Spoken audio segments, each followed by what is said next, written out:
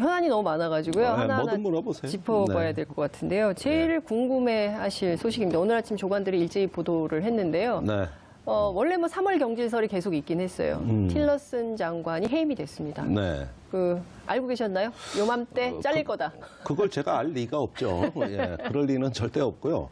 항상 파격과 어떤 그 충동적인 어떤 파격적인 선택을 하는 트럼프 대통령의 색깔이 또 한 번 드러났다고 할 수 있습니다.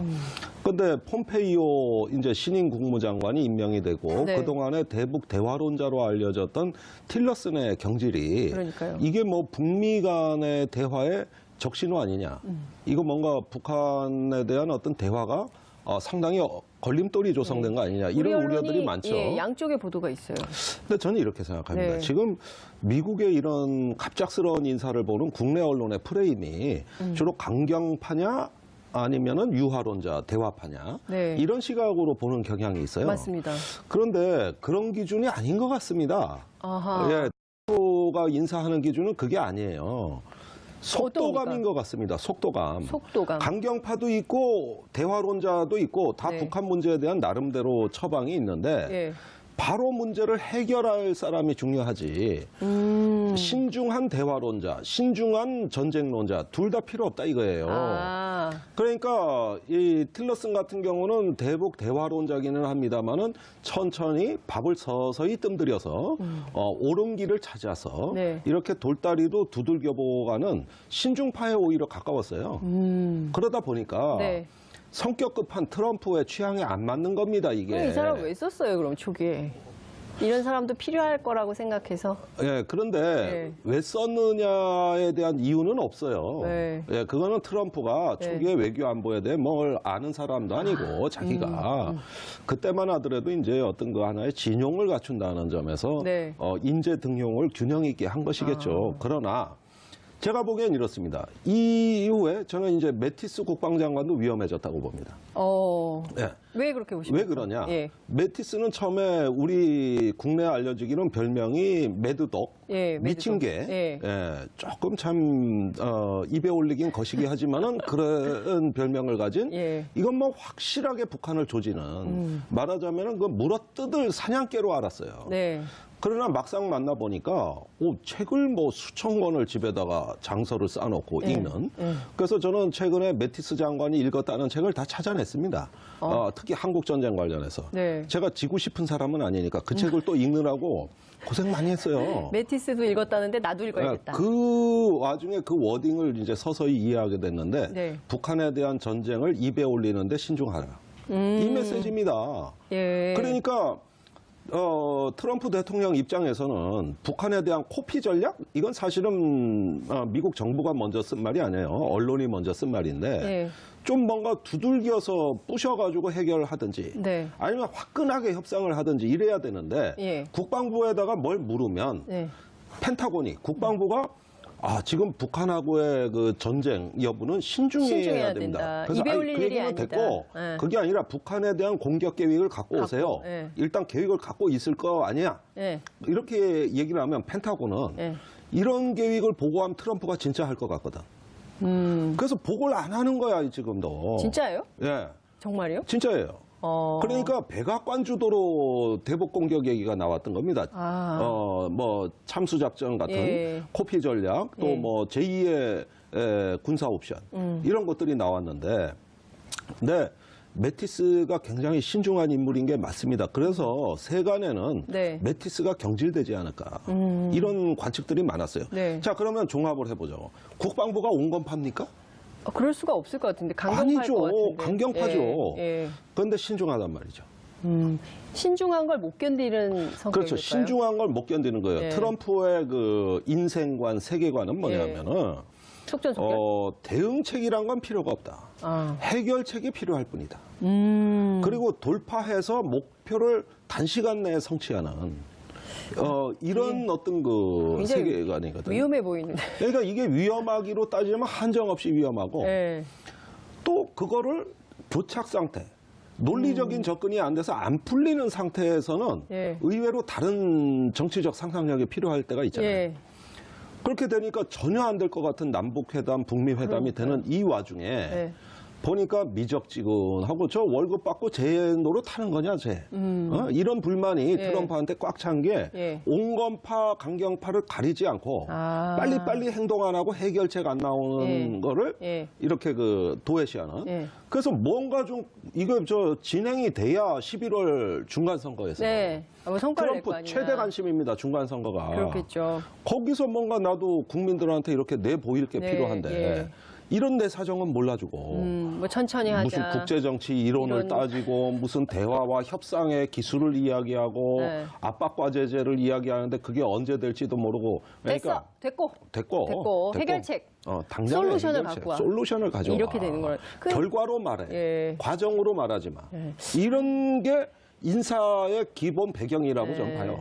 근데 건강한 리더십 같지는 않아요. 그러니까 좀 과정도 중요하게 생각을 해야 되는데 어쨌든 이 폼페이오라는 사람은 트럼프한테는 어떤 사람입니까? 이렇게 해결책을 주고 속전속결하고 트럼프가 원하는 입맛에 맞게 딱딱 일을 하는 사람입니까? 그러니까 이 양반이 이제 군 출신이면서 군인이죠. 웨스트 포인트 출신입니다. 그러면서 군에는 오래 근무를 안 했어요. 불과 5년밖에는 근무를 안 했고, 그래요? 정계로 진출해서 공화당 하원 의원으로 4선을 역임했습니다. 정치인. 그다음에 트럼프 행정부가 출범하면서 CIA 국장으로 부임을 한 것이죠. 그래서 지금까지 이 직위를 수행하고 있는데 최근에 남북 대화하고 북미 대화의 그 배경, 즉 김정은이 제안한 비핵화와 정상회담에 대한 소식을 트럼프한테 제일 먼저 전한 겁니다. 그러니까 그 한국의 카운터 파트너가 서훈 국장원장이에요. 그러니까 서훈 국장원장이 전화로 알려줘, 우선. 그러면 그걸 갖고 백악관에 가서 직보를 하는 거죠. 직보를. 그러니까 대화에 지금 걸림돌이 되는 게 아니라 이 사람이 바로 트럼프 대통령을 움직여서 북미 대화를 우리가 한번 주도해 봐야 된다.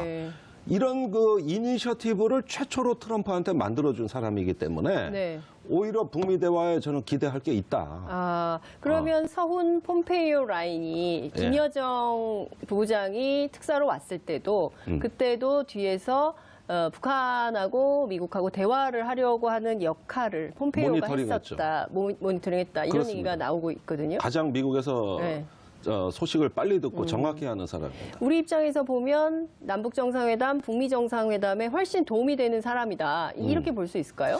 근데 그동안 사실 그 한반도 평화 체제를 위해서 말은 그래도 틸러슨 장관이 계속 이를테면은 좀 기다려라, 대화를 할 거다, 뭐 이런 식으로 메시지를 했기 때문에 틸러슨이 한 축이 확 무너져서 이게 또 굉장히 미국 내부가 복잡해져서 북미 정상회담 이거 안 되는 거 아니야? 라는 불안감도 있는 게 사실이에요. 그러니까 틸러슨이 말하는 대화는 좀 속도가 느린 대화. 그런데 반면에 폼페이오가 말하는 거는 뭔가 좀 따끈따끈한 소식이 있는 조금 속도가 빠른 대화. 이 차이라고 봐요. 그런데 이 문제에 대해 가지고 국내에서 가장 정확한 판단을 할 사람은 오로지 한 사람. 누굽니까? 서훈 국정원장밖에 없습니다. 작년에 서훈 국장이 CIA를 방문한 적이 있어요. 이거 단독 보도 또 나가네. 단독 보도. 또 저기 가가지고 pom페이오 국장을 만났는데 1시간을 강의를 했습니다. 서훈 국장이 폼페이오 국장을 향해서. 과외네, 과외. 과외 수업을 이미 시켜놨다. 서훈 국정원장이 작년에 이미. 그 내용인즉슨 서훈 국정원장으로 말씀드리자면은 북한에서 1년 반을 살았고 그 과거에 우리가 경수로를 북한에 지어주는 공사를 한 적이 있습니다. 그때 그 국정원 책임자로 가서 북한에서 1년 반을 살았고 또 이 사람이 북한학 교수고 이화여대에서 북한학을 가르쳤고 또 이 양반이 북한하고 대화에 참여한 걸 거슬러 올라가면 노태우 대통령 때 77선언으로부터 비롯해서 그 당시 남북 고위급 회담 그다음에 노무현 대통령 때는 남북 정상회담의 특사 이런 등등을 역임해가지고 한국의 역대 정권의 보수 진보 정권을 막론하고 대북 대화 내지는 접촉 채널로서 가장 북한에 정통한 사람이에요. 그런데 서훈 원장이 보는 북한은 변하고 있다고 본 겁니다. 그러니까 북한의 이제 장마당이 약 400여 개. 그리고 그로부터 이루어지는 시장 경제가 네. 북한 경제의 40%가량을 차지하고 있고 이렇게 계속 수십 년간 북한을 봐오면서 예. 조금씩 그 변화하고 있는 북한의 그 변화의 의미를 가장 정확하게 설명해낼 수 있는 그러면서 그 북한은 안 변했다고 주장하는 미국 사람들한테 네. 아니다, 내가 보기엔 변했다. 변하고 있고 네. 그 변화의 방향이 있다. 이러면서 쭉 이야기를 하면서 나는 북한하고 이렇게 많이 접촉해봤다. 이러면은 CIA 간부들이 경청을 해요. 듣겠죠. 궁금할 것 모르는 같아요. 얘기니까. 모르는 얘기니까. 처음 듣는 얘기니까. 예. 그래서 이미 작년에 과외 공부를 다 시켰다. 근데 저 궁금한데요. 그러니까 어쨌든 북한에 당이 두 개가 있다. 하나는 노동당이고 하나는 장마당. 근데 장마당이 힘이 더 세다. 이 얘기를 이제 옛날 김창수 코리아연구원 원장이 이제 맨날 했었던 얘기인데 이 북한에서 시장 경제가 40%로 늘어났다. 이게 김정은 시대입니까? 아니면 김정은 시대에 와서 가속화된 결과입니다. 가속화. 예, 옛날에 아니 과속화가 아니라 가속화. 가속화. 네. 과속 사고 내면 과속은 안 되고요. 되고. 예. 그러니까 이게 뭐냐면은 김정일 위원장 시절에는 거의 북한 경제가 고사 상태로 수백만이 아사를 하면서 살기 위해서 만든 시장의 맹아가 있었어요. 거기서 우리가 꽃제비라 그래가지고 맞아요. 예, 그 불쌍한 아이들 돌아다니는 거 이런 거까지 봤는데 역설적으로 북한이 김정일 위원장 시대에 가장 고난의 행군이 최고치에 달했을 때가 정치적 자유가 그나마 있었던 시대입니다. 왜 그러냐? 네. 먹여 살릴 자신이 없으니까 그 국민들이 해외로 나가고 장마당 만드는 걸 정부가 나서서 막을 수가 없었던 거예요. 그렇죠. 먹고 사는 문제가 해결이 안 되고. 해결이 안 100만이 되니까. 기근으로 대기근으로. 뭐 보수 세력은 300만이라고도 하는데 네. 그 정도는 아닙니다만은 길거리에 굶어 죽은 사람들 흔히 봤어요. 그랬던 시절이다 보니까 주민 통제가 불가능한 시절이 돼가지고 역설적으로 예. 이때부터가 시장 경제에 그 맹아가 싹트기 시작을 했고 예. 그 다음에 김정은 시대 와서는 못 먹고 살아서 이 장마당이 유지되는 게 아닙니다. 가면은 별거 다 있어요. 태블릿 PC, 네. 평면 TV, 롤러 스케이트. 아니, 어제 갔다 오신 분처럼 얘기를 하셔.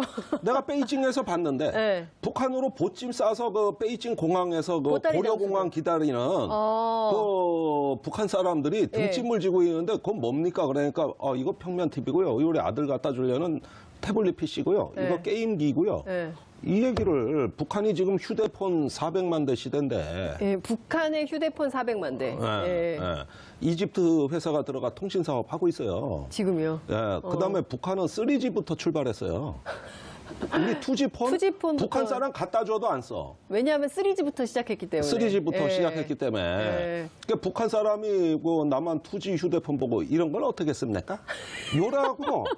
그다음에 평양 시내에 네. 교통체증이 있다는 얘기도 그 제재 압박 속에서도 우리는 항상 듣고 있지만 네.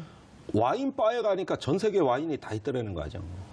아니, 그 일반인들, 뭐, 혹은 특권층들, 뭐, 이런 아니 보도가 늘 물론 있지 않습니까? 특권층이지만 네. 그럼에도 불구하고 역사의 진보라는 건 원래 그 엘리트부터 시작되는 건 맞죠.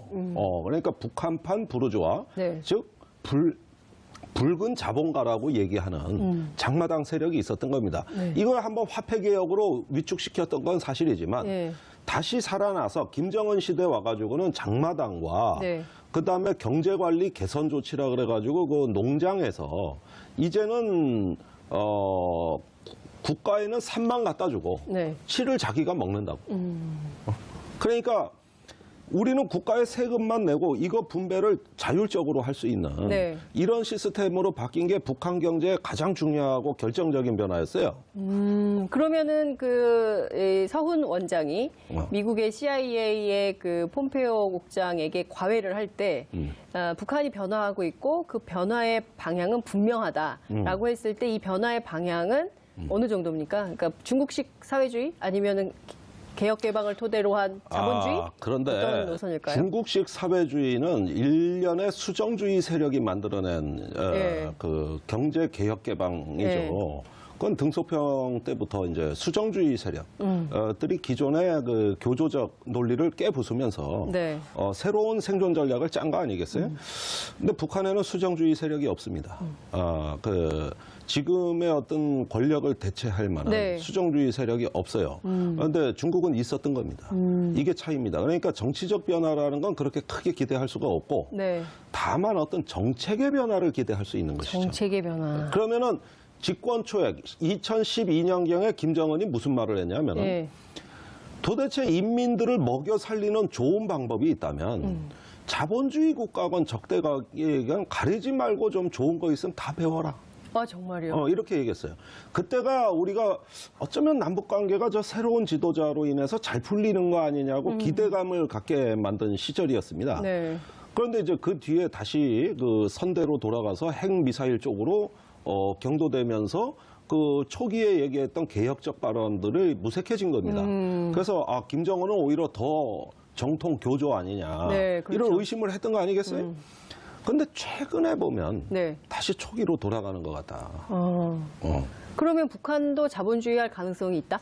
자본주의로부터 배운다는 게 자본주의화된다. 항상 내가 뭔 얘기하면 두 걸음 앞서가니까 뭔 얘기하기가 좀 그래. 예. 그런데 그 정도는 수정주의가 있어야 되는데 그 네. 정도는 아니고 자 이겁니다. 이 젊은 지도자가 연착륙하는 기간이 필요했었겠죠. 그래서 권력을 공고히 하면서 자신이 통치할 수 있는 네. 그 권력 구조 네. 이런 걸 만드는데 몇 년이 걸렸고 거기에 치중하다 보니까 독재, 전제, 압제 이런 어떤 과거의 어떤 그 노선을 다분히 추종하는 것으로 비춰졌습니다. 근데 지금 저렇게 나오는 거는 두 가지 이유인데 첫 번째는 화성 15형 미사일을 작년 11월에 발사하면서 어떤 그 핵무력에 대한 자신감을 네. 가졌다는 거. 두 번째는 국내 정치적으로 이제는 내가 거의 다 장악을 했고 이렇게 국내에서 비축된 힘을 밖으로 네. 외교로 이렇게 풀어나가야 되는 어떤 국면 전환이 이제 됐다. 그래서 지금, 네. 2012년, 13년에 그때 핵무장을 한참 가속화하면서 김정은이 했던 얘기가 이제 곧 핵실험을 하고 나면 그 이후에는 미국과 평화협정을 체결하는 단판이 있을 거다. 이런 그래서 이야기들을 지금 했었죠. 나오는 얘기가 남북정상회담에서 종전선언, 평화협정 얘기가 나올 거다라는 얘기가 있습니다. DMZ에서 선언을 할까요? 어떻게 전망하세요? 그 평화협정 문제는 당사자가 여러 명입니다. 그렇죠. 육자회담 같은 데서 네. 이루어질 가능성이 높고 14 남북공동선언에서는 3자 또는 4자가 그 전쟁을 종결하고 평화를 남북미중 네, 네. 하는. 네. 그래서 3자라 그러면 중국이 빠진 남북미. 북한 한국을 네. 얘기하는 거고 중국이 끼면 4자가 되는 네. 겁니다. 그래서 3자 또는 4자라 그랬어요. 이걸 기본 틀로 보고 있다는 얘기입니다. 그렇다면 평화협정에 대한 논의는 우선 4자 회담부터 시작하는 게 맞습니다. 그게 남북 간의 합의의 기본 정신이에요. 네. 그런데 그런 논의를 남과 북이 서로 합의해내는 건 가능합니다. 그래서 결국 평화협정 논의는 이제 국제화된 공간으로 이동을 할 것이고, 네. 그다음에 이제 북미 수교 네. 평화협정과 더불어 북미 수교 문제가 이제 등장하겠죠. 네. 그런 건 5월 말에 네. 미국 트럼프하고의 정상회담의 전략 목표가 될 것입니다. 그러니까 평화협정, 북미 수교 이런 것들을 비핵화와 동열의 네. 등가의 가치로 과연 어떤 의제화가 되느냐가 네. 4, 5월 정상외교의 핵심 중에 핵심이 되는 것이죠. 그렇죠. 근데 이 비핵화와 관련해서 논의의 출발이 뭐가 될 거냐. 이제 핵동결부터 시작해야 된다 막 이러는데 워낙 통 큰 리더다. 내가 통 크게 해결했다.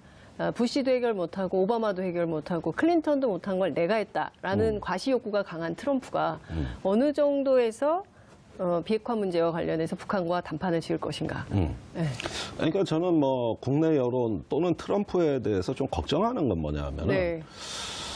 중간 과정이 없어요. 그러니까요. 돌직구. 돌직구. 네. 그러니까 한꺼번에 뭐를 다 이루려고 하는데 네. 김정은 위원장이 처음부터 비핵화하겠습니다. 이렇게 나올 리는 없다고. 그렇게 나올 리는 없어요. 자기 패를 다 내려놓을 리가 없다는 거죠. 그럴 리는 없죠. 예. 어떻게 만든 핵인데. 그러니까 그것을 평화협정 우리는 북미 수교로 해서 완전한 평화 보장이 있는 단계에 가서 고려할 의제가 비핵화인데 네. 처음부터 내려놓으라 그러면 내려놓을 수도 없고 또 그렇게 말을 했다가 네. 불리한 협상이 될 수도 있단 그렇죠. 말이죠. 그러니까 지금 이 빠르게 진행되고 있는 이 정상 외교에 대해 가지고 우리가 너무 과한 기대 자칫 잘못 걸었다가 만일에 이루지 못할 경우에는 이거 엄청난 그 역풍이 그렇죠. 예상이 됩니다. 예. 그러니까 과속 사고가 제일 위험한 사고예요. 예. 피해도 크고 네. 여기서 과속이 나오는 겁니다. 아까 가속화가 예. 하던 다른 과속. 그러니까 여기서는 제대로 갈 수 있는 인내심 있는 그 지속 가능한 어떤 협상의 틀, 네. 그 다음에 중간 단계가 제법 설정이 돼서 네. 어떤 그 다음 단계로 이어갈 수 있는 어떤 그런 여건을 만드는 대화가 되는 것이 맞아요, 사실. 네. 아니 이걸 한꺼번에 다 하자고 해서 과속사고라도 나는 날이면 빠그러지기라도 하는 날이면 네. 이거 대형 사고가 된다고. 그렇죠. 지금까지 했던 대화가 다 허물어지죠. 웃음거리로 전락하는 네. 거리는 그건 두려운 시나리오예요. 그래서 문재인 정부도 우물가에서 숭늉 찾지는 말 않겠다. 네. 이런 이야기를 했던 거 아닙니까? 네. 그래서 이거는 되는 방향으로 가고 여러 가지 의제가 다변화돼서 네. 밥도 좀 이렇게 뜸을 들여서 먹어야지. 이거 잘못하다 밥 태우거나 설 익는 날이면은 지금까지 이거 다 웃음거리 되는데 그런 점에서는 빨라도 안 되고 느려도 안 되는 참으로 어려운 문제. 네. 그 중용의 그 지혜를 발휘해야 네. 될 걸로 봅니다. 그 제일 중요한 게 이제 주변국의 설득이잖아요. 특히 이제 네. 일본의 경우에는 한반도 냉전 혹은 또 우리가 사이 좋아지는 걸 별로 안 좋아하는 것처럼 아베 정권이 일본 네. 전체가 아니라 이런 태도가 있어서 늘 걱정인데 태도가 많이 바뀌었습니다. 그러니까 아베 아베는 총리가. 자기 코가 석자란 말이에요. 아베 지금, 코가 석자다. 예. 지금 그 공문서 위조가 300건이 넘게 발견됐습니다. 그러니까 이게 뭡니까? 그 한때 정부가 부당한 거래가 있는데 그 토지를 어떤 업자한테 특혜를 줘서 헐값에 넘겼다. 네. 이런 시비가 벌어졌는데 무슨 소리냐? 정부기관이 적당한 가격으로 했다고 주장을 여기 했는데. 기록에 있다. 근데 알고 보니 그 기록이 조작이었다는 거예요. 허위 공문서. 그러면은 이게 책임져야 되는 거 아니에요, 정치적으로? 최순실 사태 같이 되는 거예요, 이게. 네. 그래가지고 아베는 이거 헤어나올 방법이 없어요. 그 일본 참 방법이 조용히 없습니다, 오는데. 방법이. 네. 그러더니 이제 또 평소에 안 하던 말을 하기 시작해. 그러니까 어. 깜짝 놀랐어요. 서울 원장을 만나가지고 네. 어. 의자도 똑같은 거 주고. 똑같은 거 주고. 그러니까 그게 그 홍준표 대표 갔을 때, 문희상 네. 의원 갔을 때를 네. 저 아래에 앉혀놓고 지는 높은 데 앉아가지고. 그러니까요. 마치 중국 황제가 조선 사신 아래를 하듯이. 이렇게 못된 짓을 하던 네. 총리가 이제는 격을 맞추고. 네. 그러면서 북한의 핵사찰함 돈은 우리가 되겠다. 그다음에 이번에 한국 3억엔. 정부가 네. 정말로 대화를 네. 너무 훌륭하게 잘했다. 이러면서 뭐, 환영 일색에 북미 정상회담 성과 내도록 모든 협력과 협조를 함께하겠다. 함께하겠다. 네. 그러더니 한미연합훈련 얘기는 이제 하지도 않아. 하지도 않죠. 예. 위안부 얘기도 안 해. 네. 예, 사실 속으로 부글부글 끓는 건 그걸 건데 안 해. 네. 그래서 이래 보니까 이건 뭐냐 하면은 지금 네. 묘하게도 중국과 일본의 분위기가 유사합니다. 그 얘기 좀 해주세요. 예, 그게 차이나 패싱 얘기도 나오잖아요. 그러니까 네. 중국과 일본이 이번에 역할이 없었어요. 그러니까 이렇게 환영 성명을 하고 끼어들질 않으면 정말 패싱을 당할 수가 있다.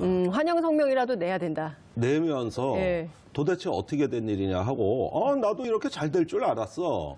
말이라도 이렇게 하는 것은 그동안에 자기들이 조금 패싱 당할 수 있는 우려를 이야기하는 것이고 네. 그런데 이제 뒤돌아서서는 잘 되겠어?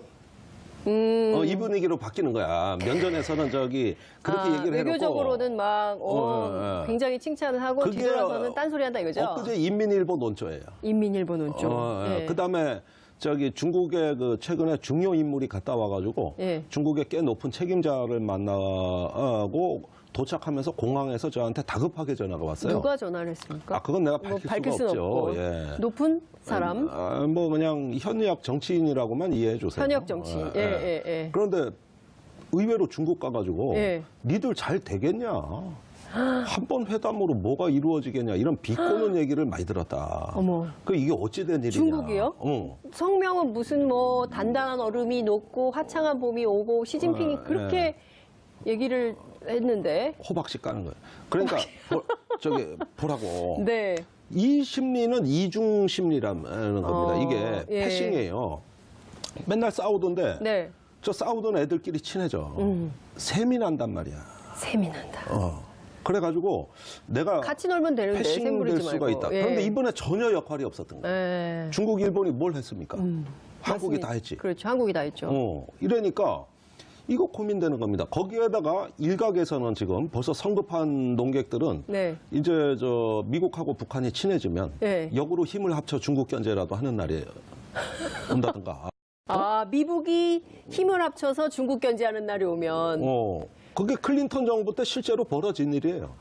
실제로. 그러면 저 MD 그다음에- 사드 이런 건 다 어떻게 되는 겁니까? 그거? 갑자기 정신이 하나도 없어지네. 그건 이제 고철 되는 것이죠. 사드 고철된다. 네. 예. 싸도 고철되는 겁니다. 그 얘기를 하고 있는 거잖아. 예. 그런데 예. 아시다시피 북한이 중국을 좋아합니까? 그러니까요. 저번에 솔직히 작년 연말에 핵실험도 11월에 화성 15형 발사도 네. 그 이후의 절반은 중국 때문입니다. 아니 미국의 합참의장 덤포트가 네. 중국에 와서 인민해방군 총참모장을 만나서 네. 북한의 미래를 이야기하는 거예요. 자기들이 왜 이렇게 북한의 되는 미래를. 그런 다음에 북중 국경지대에 예. 덤포드 합창이 와서 심양 공고에 예. 30만 병력이 있는 심양 공고에 와가지고 훈련을 참관했다.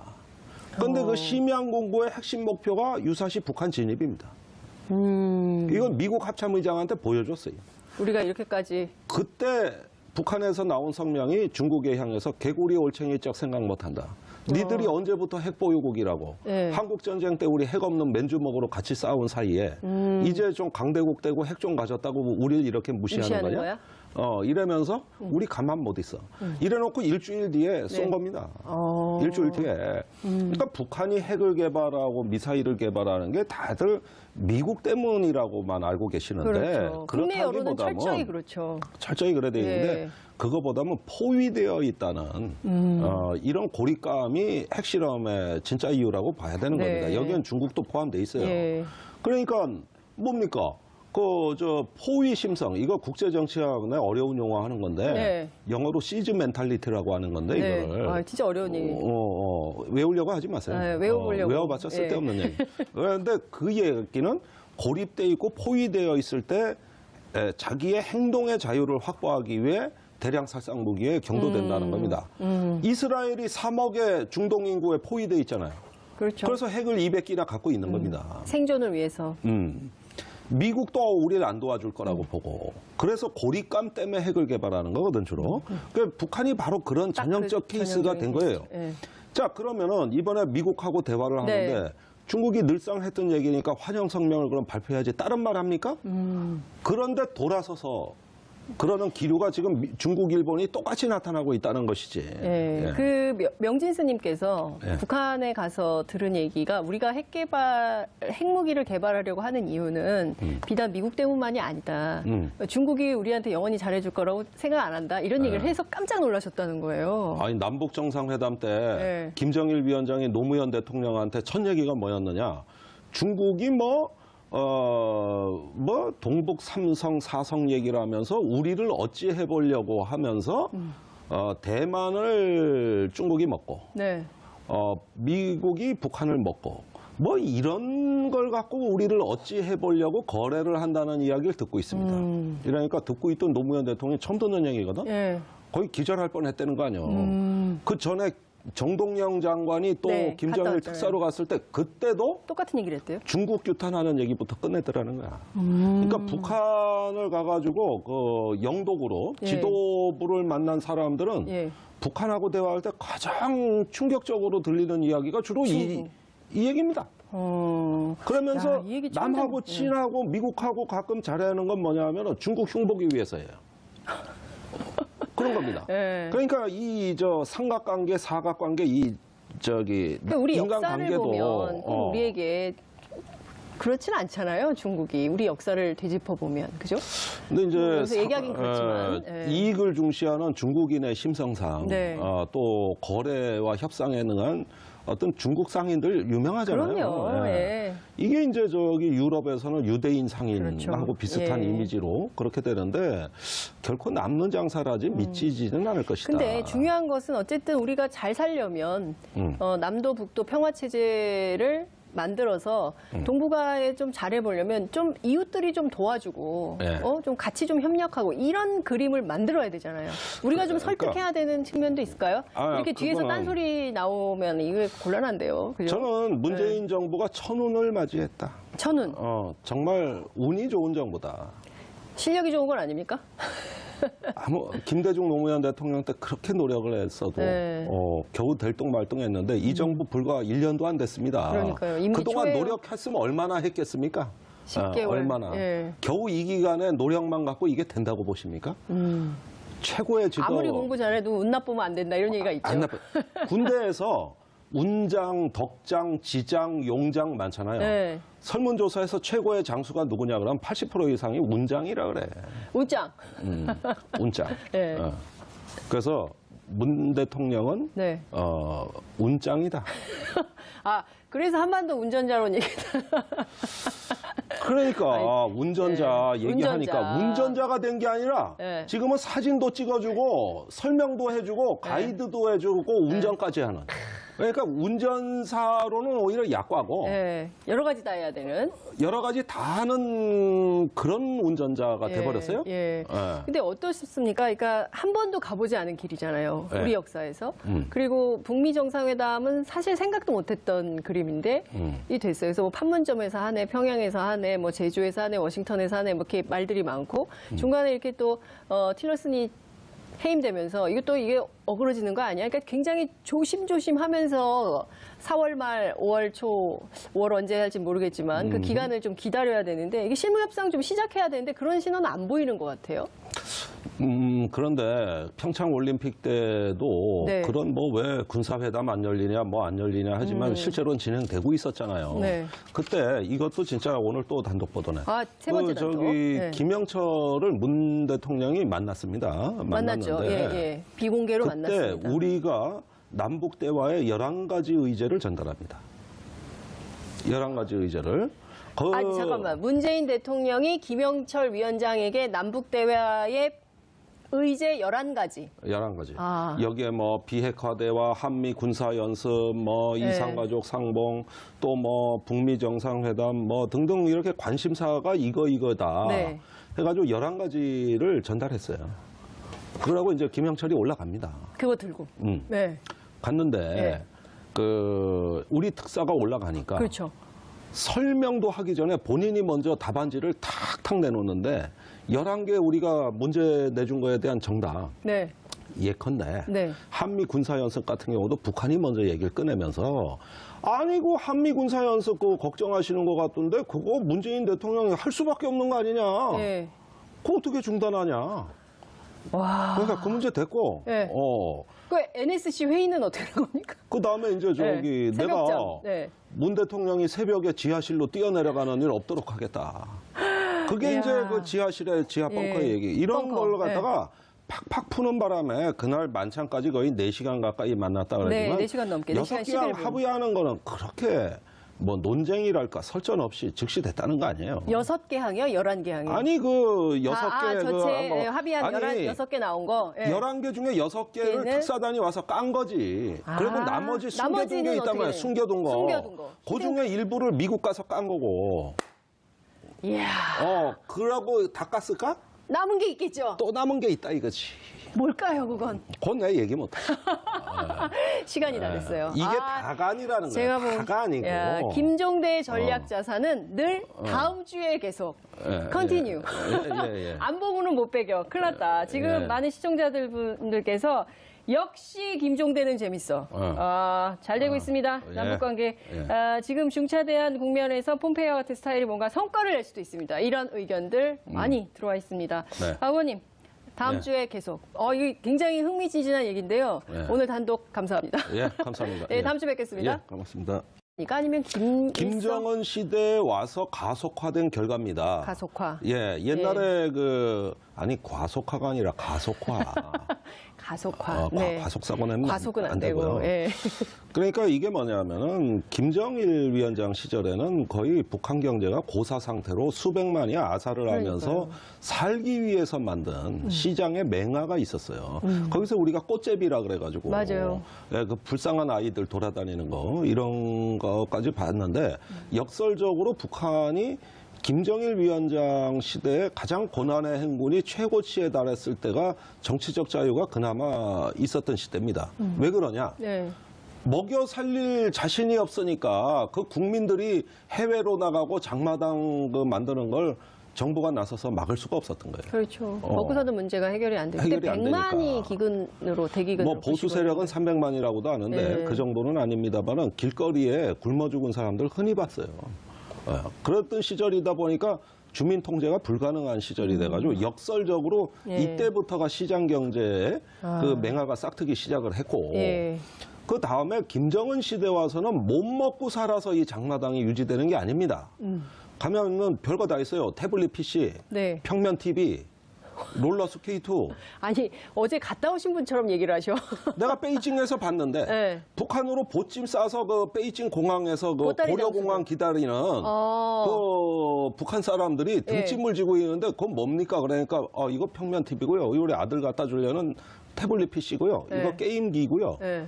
이 얘기를 북한이 지금 휴대폰 400만 대 시대인데 예, 북한의 휴대폰 400만 대. 예. 이집트 회사가 들어가 통신 사업 하고 있어요. 지금요. 예, 그다음에 북한은 3G부터 출발했어요. 우리 2G 폰 북한 사람 갖다 줘도 안 써. 왜냐하면 3G부터 시작했기 때문에. 3G부터 시작했기 때문에. 그러니까 북한 사람이 남한 2G 휴대폰 보고 이런 걸 어떻게 씁니까? 요라고. 그다음에 평양 시내에 네. 교통체증이 있다는 얘기도 그 제재 압박 속에서도 우리는 항상 듣고 있지만 네. 와인바에 가니까 전 세계 와인이 다 있더라는 거죠. 아니 그 일반인들 뭐 혹은 특권층들 뭐 이런 아니 보도가 늘 물론 있지 않습니까? 특권층이지만 네. 그럼에도 불구하고 역사의 진보라는 건 원래 그 엘리트부터 시작되는 건 맞죠. 그러니까 북한판 부르주아 네. 즉 붉은 자본가라고 얘기하는 장마당 세력이 있었던 겁니다. 이걸 한번 화폐개혁으로 위축시켰던 현안이 너무 많아가지고요. 하나하나 뭐든 물어보세요. 짚어봐야 네. 될 것 같은데요. 제일 궁금해하실 소식입니다. 오늘 아침 조간들이 일제히 보도를 했는데요. 네. 원래 뭐 3월 경질설이 계속 있긴 했어요. 틸러슨 장관이 해임이 됐습니다. 네. 알고 계셨나요? 요맘때 잘릴 거다. 그걸 제가 알 리가 없죠. 예, 그럴 리는 절대 없고요. 항상 파격과 어떤 그 충동적인 어떤 파격적인 선택을 하는 트럼프 대통령의 색깔이 또 한 번 드러났다고 할 수 있습니다. 그런데 폼페이오 이제 신임 국무장관이 임명이 되고 네. 그동안에 대북 대화론자로 알려졌던 틸러슨의 경질이 그러니까요. 이게 뭐 북미 간의 대화의 적신호 아니냐. 이거 뭔가 북한에 대한 어떤 대화가 상당히 걸림돌이 조성된 거 아니냐. 이런 우리 우려들이 언론이, 많죠. 예, 양쪽의 보도가 있어요. 근데 저는 이렇게 생각합니다. 네. 지금 미국의 이런 갑작스러운 인사를 보는 국내 언론의 프레임이 주로 강경파냐 아니면은 유화론자, 대화파냐 네. 이런 시각으로 보는 경향이 있어요. 맞습니다. 그런데 그런 기준이 아닌 것 같습니다. 아하. 예, 가 인사하는 기준은 그게 아니에요. 속도감인 것 같습니다. 속도감. 속도감. 강경파도 있고 대화론자도 있고 다 네. 북한 문제에 대한 나름대로 처방이 있는데 예. 바로 문제를 해결할 사람이 중요하지. 신중한 대화론자, 신중한 전쟁론자 둘 다 필요 없다 이거예요. 그러니까 이 틸러슨 같은 경우는 대북 대화론자기는 합니다만은 천천히 밥을 서서히 뜸들여서 옳은 길을 찾아서 네. 이렇게 돌다리도 두들겨 보고가는 신중파에 오히려 가까웠어요. 그러다 보니까 네. 성격 급한 트럼프의 취향에 안 맞는 겁니다, 이게. 그럼 이 사람 왜 썼어요, 그럼 초기에? 이런 사람도 필요할 거라고 생각해서. 예, 그런데 왜 썼느냐에 대한 이유는 없어요. 네. 예, 그거는 트럼프가 초기에 외교 안보에 대해 뭘 아는 사람도 아니고 자기가 그때만 하더라도 이제 어떤 그 하나의 진용을 갖춘다는 점에서 네. 인재 등용을 균형 있게 한 것이겠죠. 그러나 제가 보기엔 이렇습니다. 이 이후에 저는 이제 매티스 국방장관도 위험해졌다고 봅니다. 네. 왜 그렇게 보십니까? 왜 그러냐? 예. 매티스는 처음에 우리 국내에 알려지기는 별명이 매드독, 예, 미친 개. 예. 예, 조금 참 입에 올리긴 거시기 하지만은 그런 별명을 가진 예. 이건 뭐 확실하게 북한을 조지는 말하자면은 그 물어뜯을 사냥개로 알았어요. 네. 그러나 막상 만나보니까 책을 뭐 수천 권을 집에다가 장서를 쌓아놓고 읽는. 그래서 저는 최근에 매티정은 몰라주고 뭐 천천히 하자. 무슨 국제정치 이론을 따지고 무슨 대화와 협상의 기술을 이야기하고 네. 압박과 제재를 이야기하는데 그게 언제 될지도 모르고. 그러니까 됐고. 해결책. 당장의 솔루션을 해결책, 갖고 와. 솔루션을 가져와. 이렇게 되는 거예요. 결과로 말해. 예. 과정으로 말하지 마. 이런 게 인사의 기본 배경이라고 저는 봐요. 근데 건강한 리더십 같지는 않아요. 그러니까 좀 과정도 중요하게 생각을 해야 되는데 어쨌든 이 폼페이오라는 사람은 트럼프한테는 어떤 사람입니까? 이렇게 해결책을 주고 속전속결하고 트럼프가 원하는 입맛에 맞게 딱딱 예. 일을 하는 사람입니까? 그러니까 이 양반이 이제 군 출신이면서 군인이죠. 웨스트 포인트 출신입니다. 예. 그러면서 군에는 오래 근무를 안 했어요. 불과 5년밖에는 근무를 안 했고, 아, 그래요? 예, 정계로 진출해서 공화당 하원 의원으로 4선을 역임했습니다. 정치인. 예, 그다음에 트럼프 행정부가 출범하면서 CIA 국장으로 부임을 한 것이죠. 네. 그래서 지금까지 이 직위를 수행하고 있는데 최근에 네. 남북 대화하고 북미 대화의 그 배경, 네. 즉 김정은이 제안한 비핵화와 정상회담에 대한 소식을 트럼프한테 제일 먼저 전한 겁니다. 그러니까 그 한국의 카운터 파트너가 서훈 국장원장이에요. 네. 그러니까 서훈 국장원장이 전화로 알려줘, 우선. 그러면 그걸 갖고 백악관에 가서 직보를 하는 거죠. 직보를. 그러니까 대화에 지금 걸림돌이 되는 게 아니라 이 사람이 바로 트럼프 대통령을 움직여서 북미 대화를 우리가 한번 주도해봐야 된다. 네. 이런 그 이니셔티브를 최초로 트럼프한테 만들어준 사람이기 때문에 네. 오히려 북미 대화에 저는 기대할 게 있다. 그러면 서훈 폼페이오 라인이 김여정 부부장이 특사로 왔을 때도 그때도 뒤에서 북한하고 미국하고 대화를 하려고 하는 역할을 폼페이오가 했었다. 모니터링했다. 이런 그렇습니다. 얘기가 나오고 있거든요. 가장 미국에서 소식을 빨리 듣고 정확히 하는 사람입니다. 우리 입장에서 보면 남북 정상회담, 북미 정상회담에 훨씬 도움이 되는 사람이다. 이렇게 볼 수 있을까요? 근데 그동안 사실 그 한반도 평화 체제를 위해서 말은 그래도 틸러슨 장관이 계속 이를테면은 좀 기다려라, 대화를 할 거다, 뭐 이런 식으로 메시지를 했기 때문에 틸러슨이 한 축이 확 무너져서 이게 또 굉장히 미국 내부가 복잡해져서 북미 정상회담 이거 안 되는 거 아니야? 라는 불안감도 있는 게 사실이에요. 그러니까 틸러슨이 말하는 대화는 좀 속도가 느린 대화. 그런데 반면에 폼페이오가 말하는 거는 뭔가 좀 따끈따끈한 소식이 있는 조금 속도가 빠른 대화. 이 차이라고 봐요.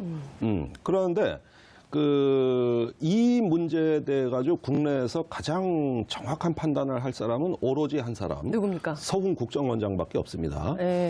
작년에 서훈 국장이 CIA를 방문한 적이 있어요. 그러니까 단독 보도 또 나가네. 단독 보도. 저기 가가지고 폼페이오 국장을 만났는데 1시간을 강의를 했습니다. 서훈 국장이 폼페이오 국장을 향해서. 과외네, 과외. 과외 수업을 이미 시켜놨다. 서훈 국정원장이 작년에 이미. 그 내용인즉슨 서훈 국정원장으로 말씀드리자면은 북한에서 1년 반을 살았고 그 과거에 우리가 경수로를 북한에 지어주는 공사를 한 적이 있습니다. 그때 그 국정원 책임자로 가서 북한에서 1년 반을 살았고 또 이 사람이 북한학 교수고 이화여대에서 북한학을 가르쳤고 또 이 양반이 북한하고 대화에 참여한 걸 거슬러 올라가면 노태우 대통령 때 77선언으로부터 비롯해서 그 당시 남북 고위급 회담 그다음에 노무현 대통령 때는 남북 정상회담의 특사 이런 등등을 역임해가지고 한국의 역대 정권의 보수 진보 정권을 막론하고 대북 대화 내지는 접촉 채널로서 가장 북한에 정통한 사람이에요. 그런데 서훈 원장이 보는 북한은 변하고 있다고 본 겁니다. 그러니까 북한의 이제 장마당이 약 400여 개. 네. 예, 그리고 그로부터 이루어지는 시장 경제가 네. 북한 경제의 40%가량을 차지하고 있고 이렇게 계속 수십 년간 북한을 봐오면서 예. 조금씩 그 변화하고 있는 북한의 그 변화의 의미를 가장 정확하게 설명해낼 수 있는 그러면서 그 북한은 안 변했다고 주장하는 미국 사람들한테 네. 아니다, 내가 보기엔 변했다. 변하고 있고 네. 그 변화의 방향이 있다. 이러면서 쭉 이야기를 하면서 나는 북한하고 이렇게 많이 접촉해봤다. 이러면은 CIA 간부들이 경청을 해요. 듣겠죠. 궁금할 것 모르는 같아요. 얘기니까. 모르는 얘기니까. 모르는 처음 얘기니까. 듣는 얘기니까. 예. 그래서 이미 작년에 과외 공부를 다 시켰다. 근데 저 궁금한데요. 그러니까 어쨌든 북한에 당이 두 개가 있다. 하나는 노동당이고 하나는 장마당. 근데 장마당이 힘이 더 세다. 이 얘기를 이제 옛날 김창수 코리아연구원 원장이 이제 맨날 했었던 얘기인데 이 북한에서 시장 경제가 40%로 늘어났다. 이게 김정은 시대 스 장관이 읽었다는 책을 다 찾아냈습니다. 특히 한국 전쟁 관련해서. 네. 제가 지고 싶은 사람은 아니니까 그 책을 또 읽느라고 고생 많이 했어요. 메티스도 읽었다는데 나도 읽어야겠다. 그 와중에 그 워딩을 이제 서서히 이해하게 됐는데 네. 북한에 대한 전쟁을 입에 올리는데 신중하라. 이 메시지입니다. 예. 그러니까 트럼프 대통령 입장에서는 북한에 대한 코피 전략? 이건 사실은 미국 정부가 먼저 쓴 말이 아니에요. 언론이 먼저 쓴 말인데 예. 좀 뭔가 두들겨서 부셔가지고 해결하든지 네. 아니면 화끈하게 협상을 하든지 이래야 되는데 예. 국방부에다가 뭘 물으면 네. 펜타곤이 국방부가 지금 북한하고의 그 전쟁 여부는 신중해야 신중해야 됩니다. 된다. 입에 올릴 그 일이 얘기는 아니다. 됐고 예. 그게 아니라 북한에 대한 공격 계획을 갖고 오세요. 예. 일단 계획을 갖고 있을 거 아니야. 예. 이렇게 얘기를 하면 펜타곤은 예. 이런 계획을 보고하면 트럼프가 진짜 할 것 같거든. 그래서 보고를 안 하는 거야 지금도. 진짜예요? 예, 정말이요? 진짜예요. 그러니까 백악관 주도로 대북 공격 얘기가 나왔던 겁니다. 뭐 참수 작전 같은 예. 코피 전략 또 예. 뭐 제2의 군사 옵션 이런 것들이 나왔는데, 근데 메티스가 굉장히 신중한 인물인 게 맞습니다. 그래서 세간에는 네. 메티스가 경질되지 않을까 이런 관측들이 많았어요. 네. 자, 그러면 종합을 해보죠. 국방부가 온건팝니까? 그럴 수가 없을 것 같은데 강경파일 아니죠. 것 같은데. 강경파죠. 예, 예. 그런데 신중하단 말이죠. 신중한 걸 못 견디는 성격일까요? 그렇죠. 신중한 걸 못 견디는 거예요. 예. 트럼프의 그 인생관, 세계관은 뭐냐면은 속전속결. 대응책이란 건 필요가 없다. 해결책이 필요할 뿐이다. 그리고 돌파해서 목표를 단시간 내에 성취하는 이런 어떤 그 굉장히 세계관이거든요. 위험해 보이는데. 그러니까 이게 위험하기로 따지면 한정없이 위험하고 예.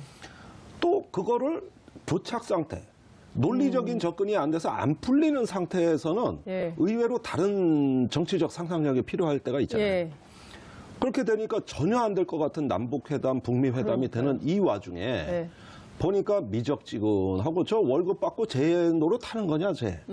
이런 불만이 예. 트럼프한테 꽉 찬 게 예. 온건파, 강경파를 가리지 않고 빨리빨리 행동 안 하고 해결책 안 나오는 예. 거를 예. 이렇게 그 도외시하는. 예. 그래서 뭔가 좀 이거 진행이 돼야 11월 중간선거에서 네. 뭐 성과를 낼 거 트럼프 아니야. 최대 관심입니다. 중간선거가. 그렇겠죠. 거기서 뭔가 나도 국민들한테 이렇게 내보일 게 네, 필요한데 예. 이런 내